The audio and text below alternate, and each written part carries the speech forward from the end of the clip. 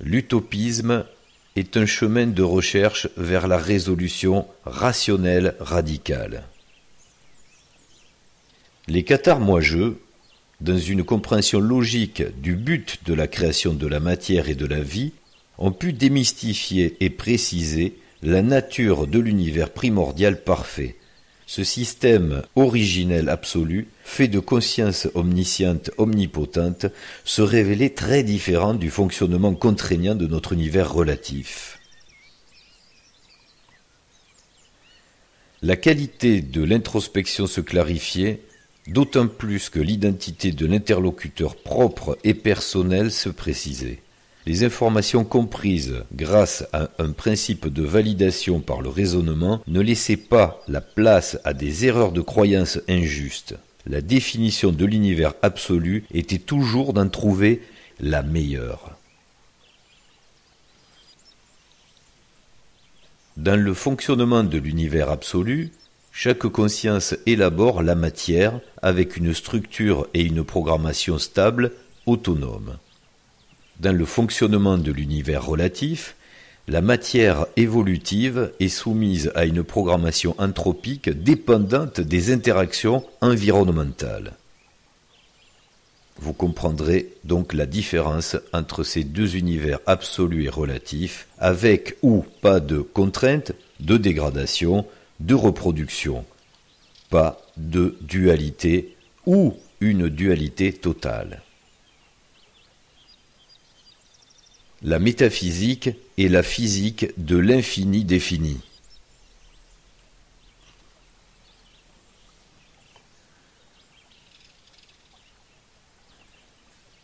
Dans la différence des univers absolus où vivent Soi-Ja et Soi-Jo, ou dans l'univers relatif où vivent Moi-Ja et Moi-Jo, les différences entre l'absolu et le relatif seront entre l'équilibre et l'entropie, la métaphysique et la physique, l'infini et le fini, la métaconscience et l'inconscience, l'omniscience face à la science, l'omnipotence face au potentiel limité, et enfin l'éternité face à la mortalité.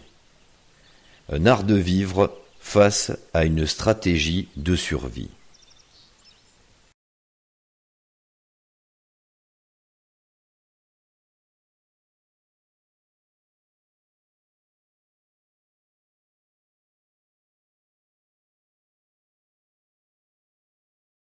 La conscience Soi-Je crée la matière. Sator, Arepo, Ténet, Opéra, Rotas. La conscience Soi-Je crée la gravité.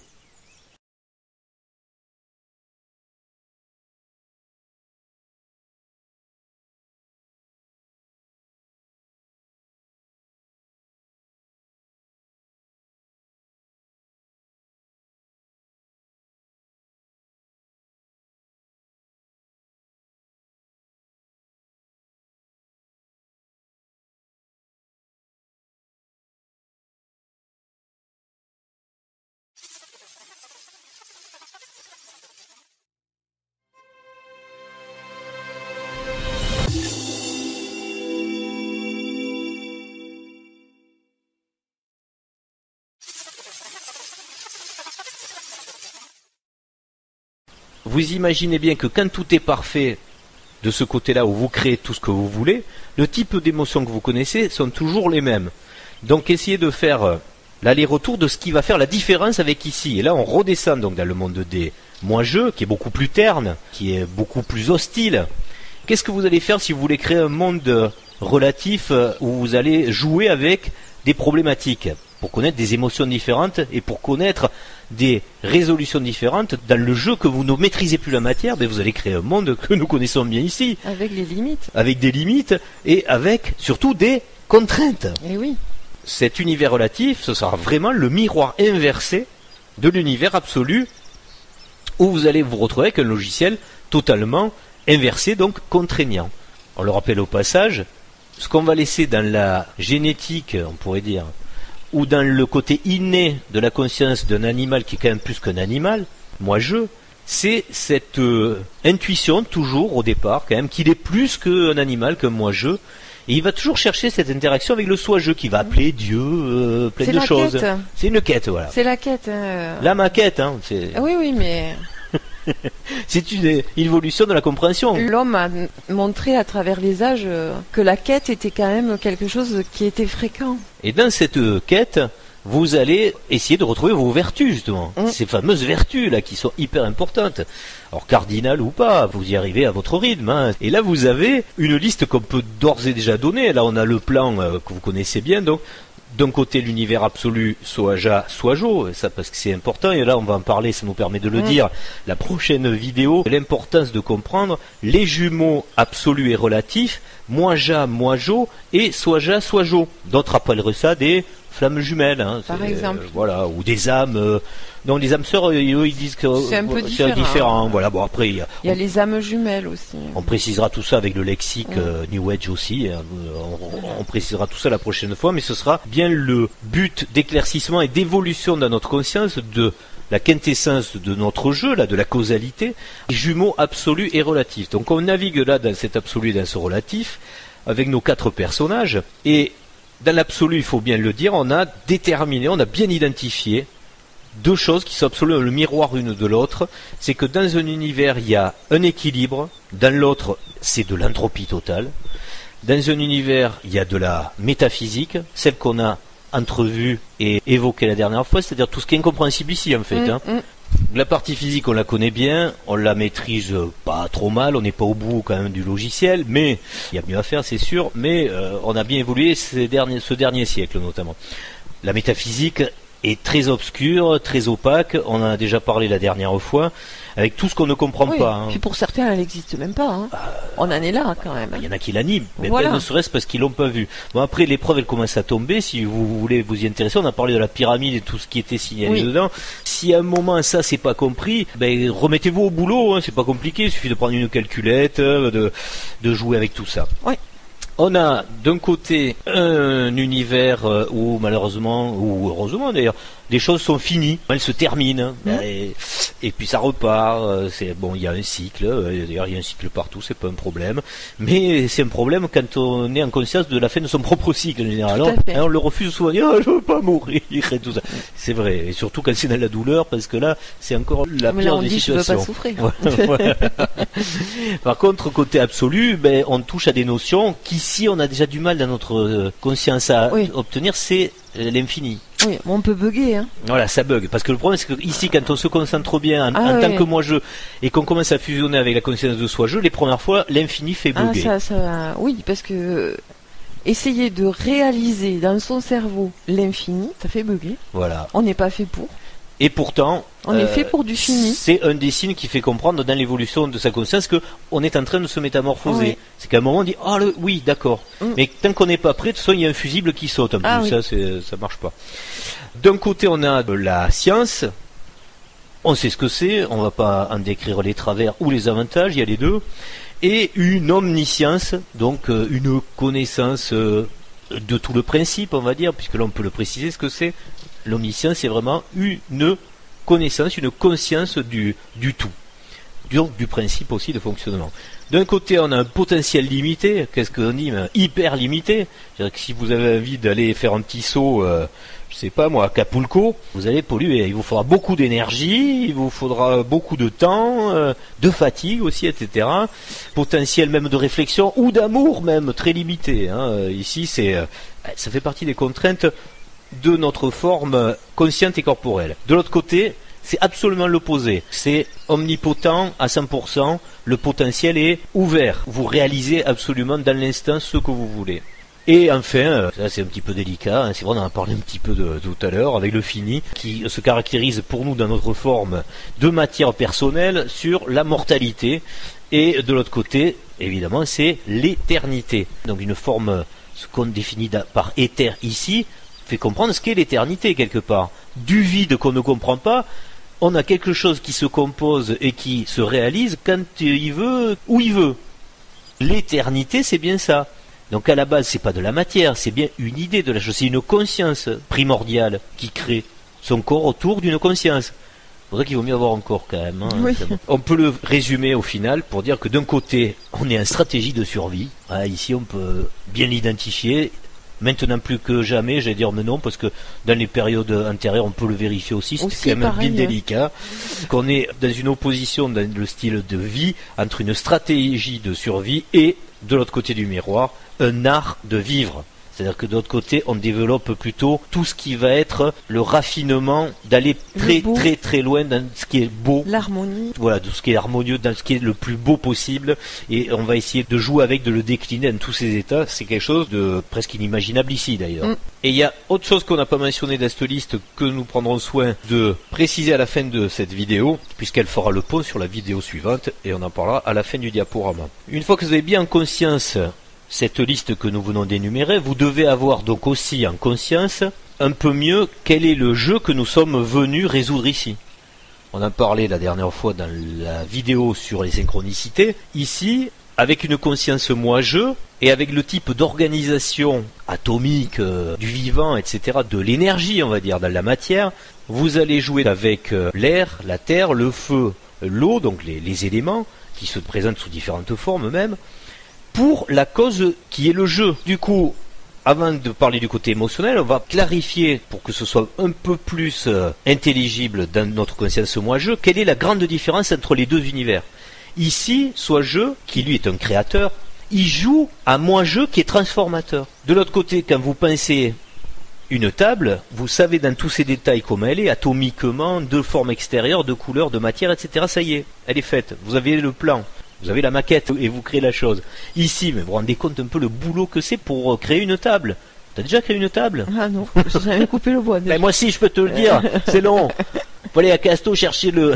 Ah oui, quand il faut aller à Casto, mais si tu fallait aller trouver le... Non, mais c'est ça, il faut prendre l'ordre. Voilà, trouver le... Faut aller chercher le bois. Trouver l'arbre, couper l'arbre, scier, le débiter, façonner, voilà, etc. toutes les étapes, quoi. Voilà. Donc ici, on... Le traiter... Mais attends, mais quand on l'a faite, cette table, franchement, il n'y a pas un plaisir?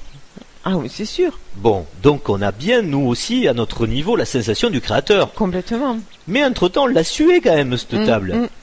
Mais il faut bien imaginer qu'entre-temps, toujours pareil, et c'est là le problème de notre, et le mal de notre société, c'est que si on a le temps, si on prend le temps, tout devient plaisant. Tout à fait. Mais c'est quand on a cette contrainte qui vient d'être assez récente là sur le temps, Ouais. que les choses se précipitent avec des contraintes qui en fait sont énergétiques, sont philosophiques, en fait deviennent absolument générales. Et c'est un chaos qui s'organise dans ce cycle qui change un peu justement dans son accélération de temporalité psychologique. On ressent une certaine urgence.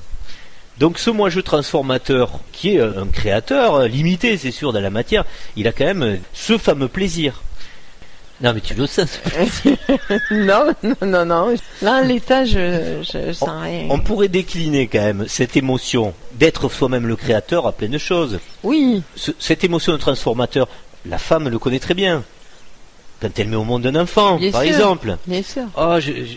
C'est le plus beau jour de ma vie. J'ai Voilà. créé, regarde ce que j'ai créé, quoi. Voilà. Toutes ces émotions sont très fortes, il faut l'imaginer. Bon, après, il faut quand même comprendre quels sont les ressorts quand on se situe du côté du soi-jeu omniscient, omnipotent. Et comprendre la relativité qu'on a ici, dans cette espèce d'obligation qu'on a à engendrer. Hein, c'est Tout à important fait. de le voir, Oui, ça. oui. Voilà.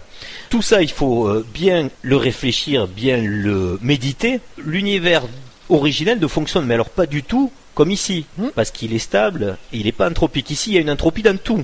C'est-à-dire le fait que vous ayez besoin de vous déplacer, dans le fait que vous ayez besoin de créer des objets aussi. De manger. Voilà, ne serait-ce que de vous substanter. Et après de subir. Et de vous reproduire même. Oui, voilà. Ce qui crée même des relations des fois Mmh. difficiles, etc. Et puis tout ce qu'on subit, le vieillissement, Même les éléments, d'ailleurs, aussi. Les éléments, oui, bien sûr. En fait, on est en contrainte à tous les La niveaux. maladie. Voilà, à tous les étages. On résume très rapidement quelque chose que vous connaissez parfaitement, mais il faut en prendre conscience dans la structure même de l'atome, de ce qui se passe ici. C'est quand même quelque chose qu'il faut réaliser. Ne soyez pas que à l'extérieur du paysage, mais rentrez à l'intérieur de la matière. Là, on ne va pas le faire, ce serait trop long, mais on pourrait élargir sa conscience en allant au fond du fonctionnement des choses. Pourquoi elles sont programmées? C'est une programmation, il y a un programme. C'est programmé pour être détruit. Donc ce qu'on va essayer très rapidement là, c'est de vous donner une compréhension des différences fondamentales de la physique, de la programmation, du comportement de la matière entre les deux univers, le soi-je et le moi-je. On commence avec le moi-je, donc celui que vous connaissez, comme dans un paysage comme celui-là, qu'on ne verra jamais de l'autre côté.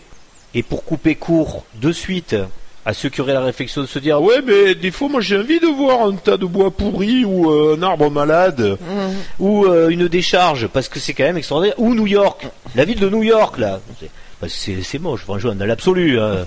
Côté relatif ça y en a qui trouvent ça beau, voilà. Bon, mais New York par exemple, vous dire oh, j'ai la nostalgie, j'aimerais bien revoir New York, et c'est pour ça qu'on a des mondes comme ici. Ben, vous en faites pas, ils y sont, hein. Vous pouvez venir ici comme vous voulez, d'ailleurs les autres vous voient même pas, hein. À ceux qui se font du souci de se dire mais j'aime l'entropie et j'aime des trucs qui tournent mal, vous en faites pas, il y en a partout dans les mondes relatifs qui existent, et c'est bizarre parce que si on va jusqu'au bout du raisonnement, c'est même vous qui les créez. C'est fou quand même. Donc on reprend ce paysage que vous avez créé avec des arbres malades. Celui-là, il se porte pas super bien, hein, ça se voit. À trois quarts, si. Ouais. Lui aussi, il manifeste dans le temps. T'as vu, il s'est pas attaqué uniformément. Il s'est attaqué comme sur un quart. Ouais, mais très significatif celui-là. Et il y en a un, on voit, il est déjà mort. Là, au milieu, là, c'est un tas de bois. Bah, lui, ça y est, ça fait un moment, il est parti, lui. Hein.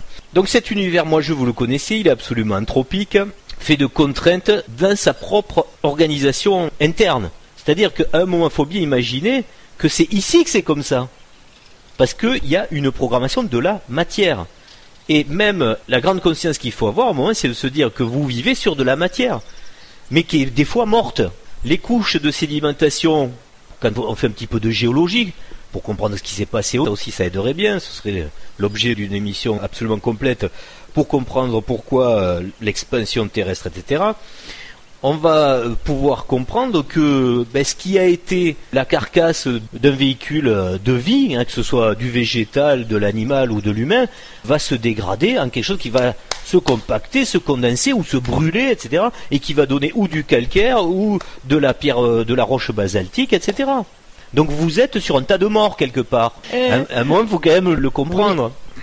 Voilà. Oui, c'est vrai. Hein, oui. Bon, donc tout ça, si vous ne l'avez jamais réfléchi, prenez vraiment du temps à l'introspecter, à le méditer, c'est quelque chose de très utile pour comprendre qu'est-ce qu'on fait dans tout ça au niveau de la conscience de la physique, et même dans son organisation atomique.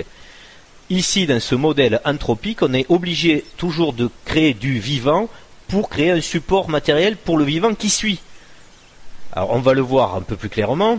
Nous avons dans cet univers une programmation de dégradation. On le voit, ça commence comme tu disais tout à l'heure avec la maladie. La dégradation, et c'est là qu'on comprend comment il est basé ce monde physique, de la physique et de la matière relative, c'est que c'est un terreau, la mort est le terreau du renouveau. C'est parce que cet arbre-là, il est mort, et là, ce tronc-là, il va se dégrader, que ça va faire de l'humus. Que le prochain arbre qui va pousser dessus sera un bel arbre. Donc on est sur ce cycle, quelque part, que certains qualifieraient d'infernal, d'une renaissance totale sur la mort de son prédécesseur. Méditez ça très profondément et vous verrez que quand vous... Ça calme. Mais c'est-à-dire que quand on le rapporte à ce qu'on est nous en tant que pseudo-humain, Non mais c'est bien parce que ça nous ramène à ce qu'on est vraiment. Un petit peu, oui. C'est parce que des fois on pense qu'on est beaucoup plus haut que ça, qu'en fait, ou non, ce monde il est le fruit d'une programmation auquel on ne pense jamais, ou très rarement. On est un fruit, nous aussi on fait partie de cette physique-là. Le substrat qui sert les futures générations est toujours la dégradation, que ce soit dans l'eau avec la vase, que ce soit sur Terre avec du terreau, que ce soit pour la conscience avec aussi la culture, les écrits. La conscience aussi, c'est la même chose. Vous la menez de A à Z, c'est pas spontané. Oui. C'est le fruit. Vous vous appuyez du savoir et des acquis de vos aïeux. Vous aujourd'hui, si vous regardez une télévision à écran plat, c'est bien parce qu'au moment, il y a un type qui, avant l'écran plat, a inventé le tube cathodique, et avant lui, un autre a inventé la photo, Niepce, etc. On peut faire la liste de tous les inventeurs. Ce sont tous nos pères, en fait, si on comprend bien ce qu'on est dans l'évolution même de conscience. Parce que si vous n'avez pas cette télé avec laquelle vous jouez avec votre console de jeu, vous pouvez pas comprendre pas bien qu'il y a des avatars, etc. Si vous faites pas des films hollywoodiens où on pète tout, où c'est catastrophiquement merveilleux, on se régale devant ça. Enfin, certains, après on en rigole plutôt. Mais si on vous met pas ce scénario devant le nez, vous n'avez pas la capacité, vous, de l'imaginer qu'un jour New York peut passer sous les vagues d'un cataclysme tsunami. Et ça crée des émotions, mais qui doivent vous faire comprendre et déclencher des processus de survie, par exemple. C'est quand même mieux, avant d'avoir un tsunami, d'avoir les images cataclysmiques d'Hollywood sur cette chose qui vous fait réfléchir avant que ça arrive. Tout ça, c'est la même chose. Il y a la dégradation dans la matière ou l'évolution dans la matière. Et vous prenez votre place dans ce processus. Donc vous êtes vous-même, si on le met sur le monde végétal, le magnifique chêne né du gland qui est tombé de son père, qui lui-même s'est nourri de ses aïeux. Donc si on peut le comprendre très bien au niveau matériel de ce principe, il faut aussi le rapporter au niveau conscience. On est une conscience constamment améliorée, parce que là on sait faire plein de choses, on fait plein de choses. Même si vous ne savez pas comment fonctionne un ordinateur, vous vous en servez, vous avez des neurones qui fonctionnent à une vitesse mais beaucoup plus rapide qu'à l'époque. Par contre on a perdu quelque chose de très intéressant qu'on avait avant, c'était du temps et de l'introspection. Donc il faut savoir fusionner ce qu'on avait avant, c'est-à-dire cette qualité de vie avec une certaine recherche de l'harmonie paisible, et aujourd'hui ce fait d'être nous-mêmes une espèce d'ordinateur qui fonctionne beaucoup plus rapidement, donc avec une conscience beaucoup plus active, une mémoire vive. Ça fait toucher à un principe qu'il faut prendre en compte pour soi-même évoluer en conscience, donc à travers la matière, c'est que c'est vrai, c'est que c'est véritablement une organisation en évolution constante de sa propre structure. Donc on n'ira pas plus loin pour préciser ce concept jusqu'à la conscience atomique, mais je vous invite à le faire. C'est vraiment assez intéressant de s'introspecter là-dedans.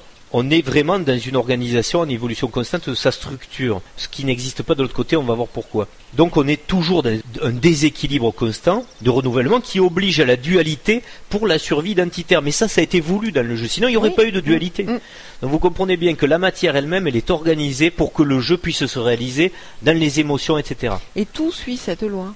Absolument tout. Quand on parle de l'effet balancier, c'est ça, c'est-à-dire que il y a un déséquilibre, un effort qui est fait pour revenir à l'équilibre, qui re-engendre un déséquilibre, etc., etc. On est constamment, chaque espèce, en train de défendre sa propre identité. Tout à fait. Mais parlons ne serait-ce que dans le végétal, les graines. On a vérifié ça dans la nature, c'est assez incroyable de le voir d'année en année. Mais c'est là que vous comprenez que la nature est bien faite et que quelque chose qui peut paraître inexplicable régit ça. C'est que quand ça marche bien, mais une certaine année, vous aurez beaucoup de pissenlits, un endroit. Puis une autre année, non, c'est pas, non, il y en a pas beaucoup. Par contre, il y en a ailleurs. Telle autre catégorie de fleurs va exploser. Il y a aussi des cycles à comprendre et des influences.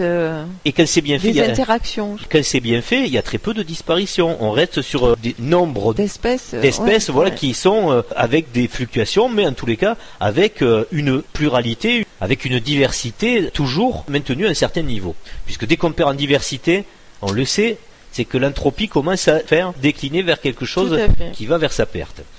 Ce qu'on vérifie assez fréquemment aujourd'hui. À qui la faute, quelle en est la cause, chacun là aussi comprendra que c'est ce qu'on étudie là qui le révèle. Donc ce déséquilibre, il était absolument nécessaire pour vivre cette expérience. Donc il est dans la matière, et fatalement, puisqu'il est dans la matière, dans la programmation. Il est dans la programmation même de notre jeu de survie et dans la conscience. De cette planète, Tout à fait. En fait, si on pouvait le résumer, parce que certains diront mais non, mais il y a des choses où ça se fait pas, comme le minéral, par exemple, le minéral ne pourrit pas. Mais non, mais lui il s'érode. Donc lui aussi connaît ce principe. Donc ce raisonnement on peut vraiment l'étendre à toute l'organisation de la matière. Le minéral, le végétal, l'animal et l'humain. C'est absolument total. D'ailleurs, on précisera au passage que sur ce modèle absolument dualiste, qui part de la matière jusqu'à la conscience, puisqu'il nous oblige, nous, dans la conscience à l'être, pour être dans ce jeu des survivants, l'humain moi-je, vous verrez aussi, c'est assez bizarre dans l'histoire, il n'arrête pas de construire et de déconstruire constamment, que ce soit l'histoire ou même la matière dans l'histoire, c'est-à-dire les artefacts qu'il a mis en place. Alors, vous verrez qu'il y a des styles différents. C'est bizarre, des fois on change de forme, on change de taille, on change constamment. Et on détruit, nous aussi. Donc ça veut dire que, et c'est la seule espèce qui le fait, il faut bien le signaler au passage, ça veut bien dire qu'on est aussi des créateurs ici. Pour ceux qui douteraient de notre grandeur quelque part ici, en tant que pseudo-soigeux, on n'est pas des petits mois-jeux quand même que animaux.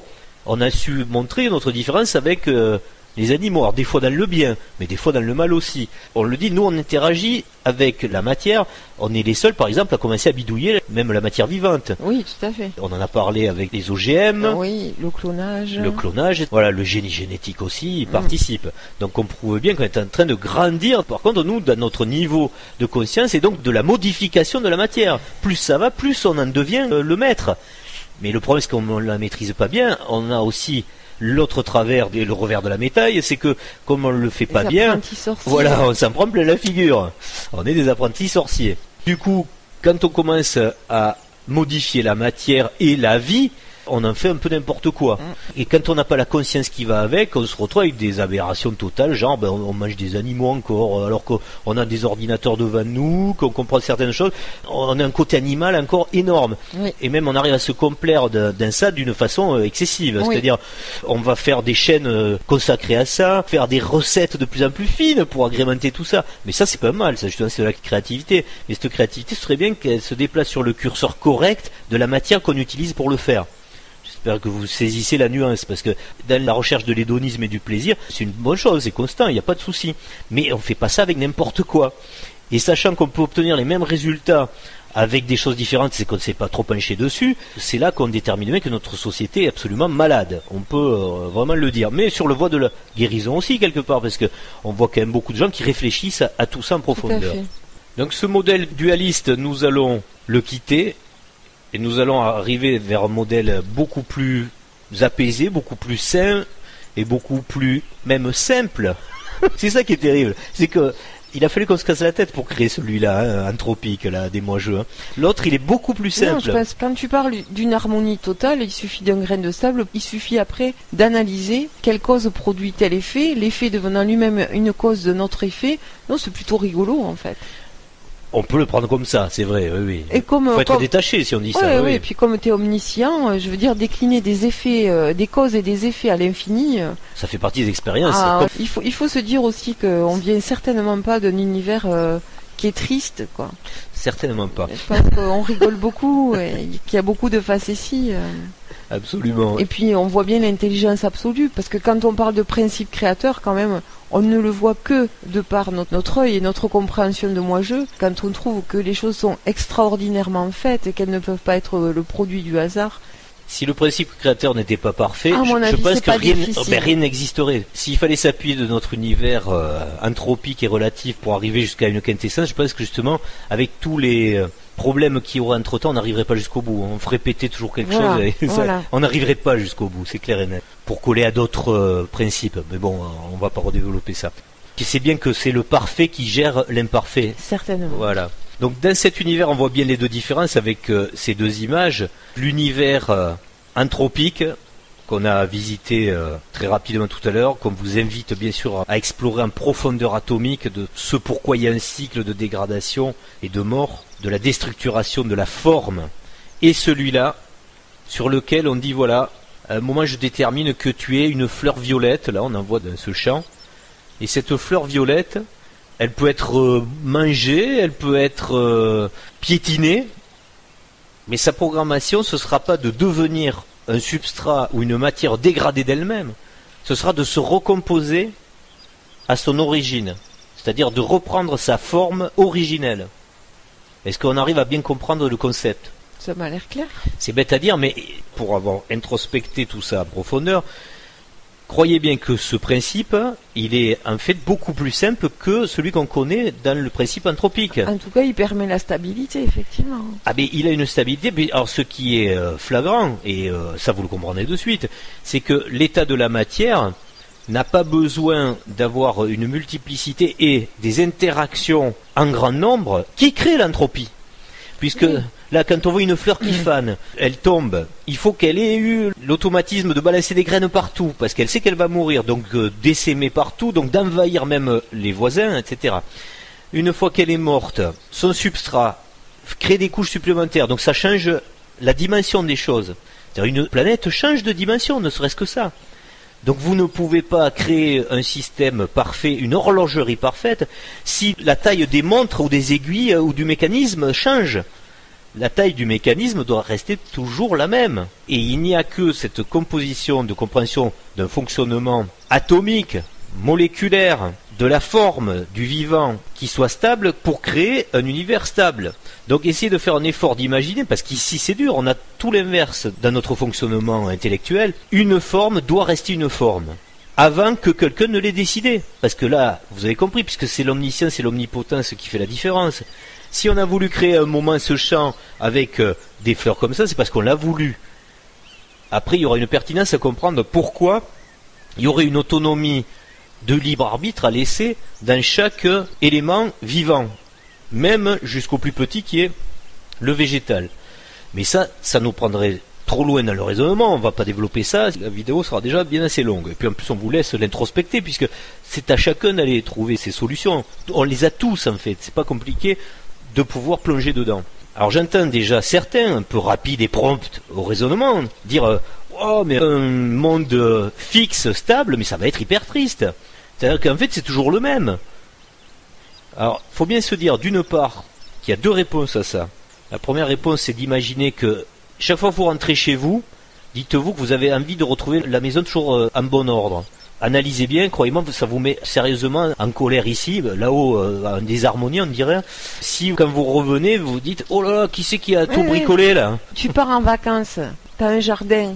Quand tu reviens, c'est surprise. C'est-à-dire que tout a cramé. Mettons, oui. Ou tu étais bon pour tout désherber, y passer des après-midi, etc. L'entropie, c'est pas forcément bien. Je pense que ça se comprend, oui. Et il y aurait le truc de dire oui mais donc ça veut dire qu'on ne verra jamais des plaines dévastées, tout parce que ça a une beauté aussi une plaine dévastée. Ben si, on l'a dit tout à l'heure, vous pouvez le retrouver ça dans un univers, il y en a bien assez dans des univers moigeux, des univers anthropiques. Enfin, je pense que là, à partir du moment où tu as un principe de stabilité, tu comprends aussi pourquoi il y a un certain jeu d'émotions et de situations que tu ne peux pas jouer chez toi. Donc c'est pour ça que le système est cohérent par rapport au fait que tu ne souhaites pas te priver de ces émotions et de ces situations, mais tu ne vas pas les vivre dans ton univers parce que tu ne prendrais jamais la responsabilité de perdre ce que tu sais que tu as, parce que tu sais ce que tu as quand même. Mais c'est bien. Puisque les autres univers, tu les vois aussi. Mais c'est bien de déclencher ce propre raisonnement, parce que ça veut dire aussi que celui qui s'est dit ça, il est déjà presque dans le raisonnement du soi-jeu, de se dire, mais oui, mais c'est la multiplicité qui fait la richesse. Complètement. Voilà, donc j'ai envie de voir des beaux paysages et j'ai envie de voir des catastrophes. Sauf que je ne le vis pas au même niveau. Et ça, il faut bien le comprendre. C'est pour ça qu'on a créé deux univers absolument différents. Quand on parle du jeu vidéo, c'est exactement ça. Il y a des gens qui aiment assassiner d'autres personnes dans des jeux vidéo,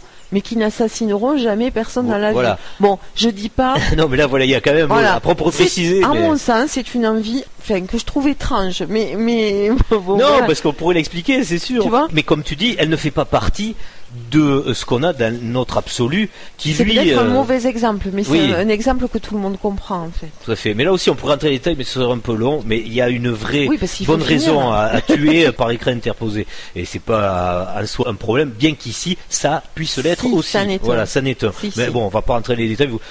On peut comprendre aisément pourquoi. Il ne faut jamais oublier qu'on est à un niveau qui est le nôtre. Oui, vous créez aussi des potentiels. Mais bon. À se prendre... C'est là, en ce moment, c'est là pour ça, tout ça. Et aussi, c'est quelque chose qui nous sauve. Dites-vous bien que quand vous voyez 100 000 types qui sont en train d'hurler comme des sauvages dans un stade de foot, dites-vous bien que si le foot n'existait pas, ces mêmes gars, vous les retrouveriez avec des glaives et tout un tas d'armes qu'on ne citera pas, qui auraient envie d'en découdre, de testostérone, etc. C'est la même chose. Donc, vous voyez bien que c'est des catalyseurs-canaliseurs. Deuxième raisonnement que je voulais apporter, donc on a donné le premier, mais le deuxième, c'est de se dire oui, ce serait triste et tout, on verra la même chose. Non, vous voyez pas la même chose. On serait pas de grands créateurs quand même. Oui, ouais, ce serait un peu limité sinon. Donc ça voudrait, on vit dans pas la peine de se la péter. Je suis omnipotent j'ai toujours le même paysage. Voilà. Chez moi. Non, puis ça voudrait dire je vis dans une photo, quoi. Oui, voilà. Je suis arrêté. Voilà, le temps n'existe pas. Voilà. Oui, le temps n'existe pas. Si dans le climat aussi, c'est vrai. On peut me dire là, aller prendre 10 secondes pour imaginer quand on a eu que du soleil pendant 2 mois. Franchement, ça fait pas plaisir de prendre la pluie sur la figure pendant quelques heures? Non. Mais si, madame, mais sûr que si, ça prend plaisir. Même la neige. Donc il faut toujours qu'il y ait un cycle, et le cycle nous donne le plaisir des variations.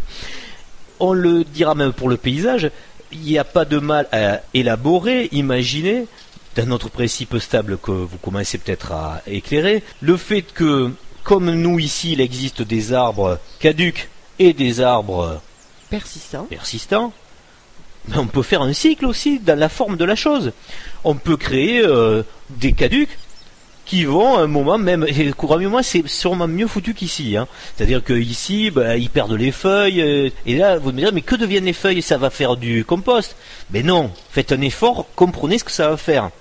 Si c'est géré différemment, on peut programmer par exemple que juste le temps de sa chute, il se dissout, il disparaît. Ou dire même que ça tombe au sol, mais ça reste pas plus de 10 jours. Mais c'est nous qui l'avons programmé, on fait ce qu'on veut. Mais ce qui est sûr, c'est que par contre, il n'y a rien qui va rester en l'état qui est mort. Donc ça veut dire qu'il n'y a que du vivant. Ici, on est sur du mort et du vivant. Donc comprenez bien que de l'autre côté, la chose est vivante absolument partout. Donc elle a une programmation, comme une inspiration, une expiration, c'est un cycle. Donc si ça inspire et que ça expire, ça vit. Ici, non. Il y a des choses qui sont à l'état fixe, mort. Donc là-bas, on est dans le vivant total. Et on a programmé ce qu'on veut dans le cycle de ce vivant. Donc l'arbre qu'on voit là, qui n'est pas malade celui-là, hein, contrairement à l'autre côté, on pourrait très bien imaginer, par exemple, parce qu'on a envie, dans cette catégorie d'arbres, de dire que son cycle à lui, ce ne sera pas de perdre ses aiguilles ou ses feuilles, mais ce sera de changer de couleur. Mettons, quand on arrive à ce qu'on appelle comme période de l'automne ici, lui va devenir rouge, ou bleu même, ou violet. Donc là, on a créé plein d'espèces hyper différentes, encore plus riches qu'ici, où il se passe des choses très différentes. Pour les fruits aussi, t'imagines quand même que on est limité ici, il ne se passe pas grand-chose. Quand on peut imaginer que le moment où il va avoir ces fruits-là, il peut faire des trucs extravagants quand même. Enfin bon, on n'en dit pas plus, on espère vous ouvrir des voies imaginaires, que vous allez, j'espère, introspecter. Ça vous aide à déjà en plus toucher ce monde de soi-jeu, dans lequel il faut aller fréquemment. Quand vous voyez cet arbre-là, vous pouvez facilement y rajouter des fruits. Allez-y, faites un effort, regardez. Et je suis sûr que plein de gens ont rajouté des fruits hyper différents, si on faisait un sondage là. Mais cette diversité, elle est nécessaire partout. Et de l'autre côté, elle y est totalement. Donc il existe autant de catégories d'arbres. Ici, on croit qu'on a un panel extraordinaire, hein, mais franchement, c'est que dalle. Hein. Ici, c'est quand même limité. Donc tous les éléments que nous vous suggérons sont bien là pour faire grandir cette conscience du monde du soi-jeu. Et tout ça, ça en fait partie. Se planter devant un paysage, imaginer ce qui serait dans l'idéal, etc. Pourquoi on a mis des animaux éloignés là aussi? Hein? Pour pas qu'on les voit. Bien vu, je dirais. Et pourquoi on n'a pas voulu que vous les voyiez, ces animaux? Pour pas qu'on les voit comme ici. Voilà, parce qu'ils sont pas comme ça. Voilà, il faut les imaginer. Parce que, comme on a déjà dit, la forme détermine la fonction, la forme détermine la forme. Vous imaginez bien que là-bas aussi, il y a des animaux. Mais vous ne retrouverez pas le même type d'animaux qu'ici. Parce qu'ils n'ont pas la même fonction. Voilà, et donc pas la même forme. Et c'est un peu normal. Et si vous voulez voir des animaux qui ont une certaine grâce de tueur, comme ici, ça existe. Hein. Un félin, par exemple, ça a une grâce. Hein, il faudra revenir ici. Il a une grâce différente. Enfin, ici, il n'aura peut-être plus. Oui, il n'aura peut-être plus. Mais bon, c'est pour expliquer que vous ne vous débarrassez de rien.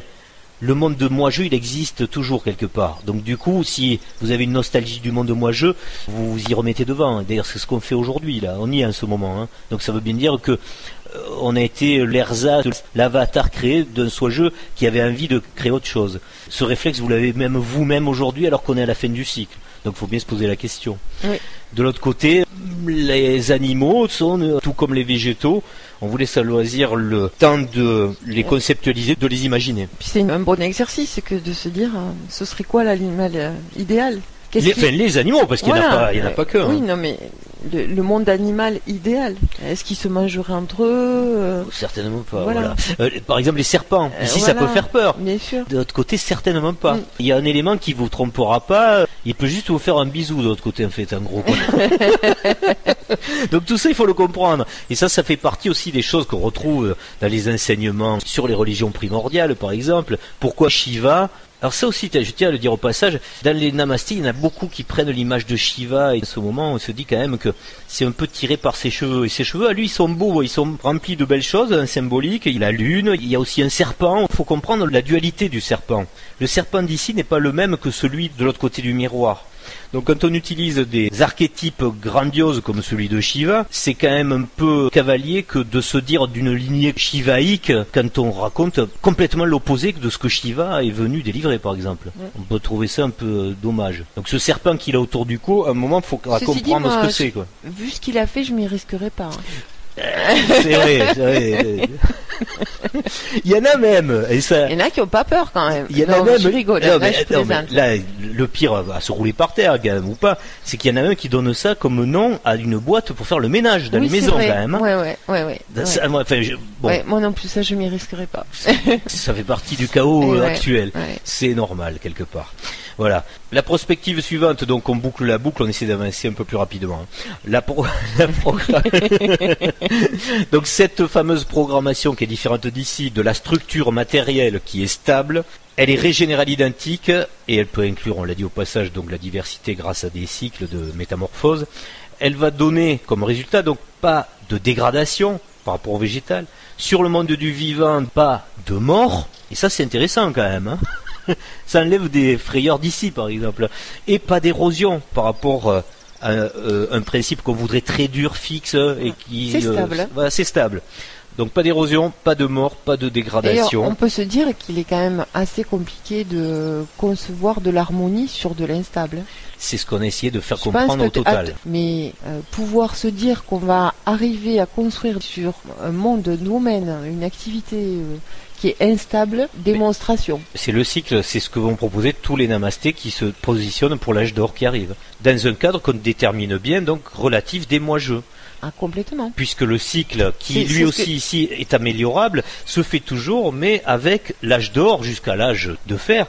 Et donc le prochain âge d'or qui est consacré pour les namastés justement, il se situe bien ici et pas forcément de l'autre côté. On ne peut concevoir de l'harmonie que sur du stable. Donc ce sera jamais dans un monde relatif. Dans un monde relatif, on peut essayer une certaine harmonie, mais on n'atteindra jamais de l'harmonie sur de l'instable. Enfin, ça se comprend de principe. Notre diaporama et notre raisonnement est bien là pour ça.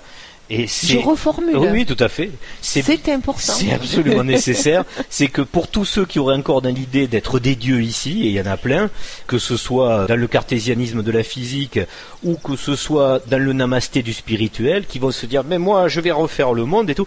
Si on n'a pas compris que cette physique elle est déterministe ici, elle doit le rester.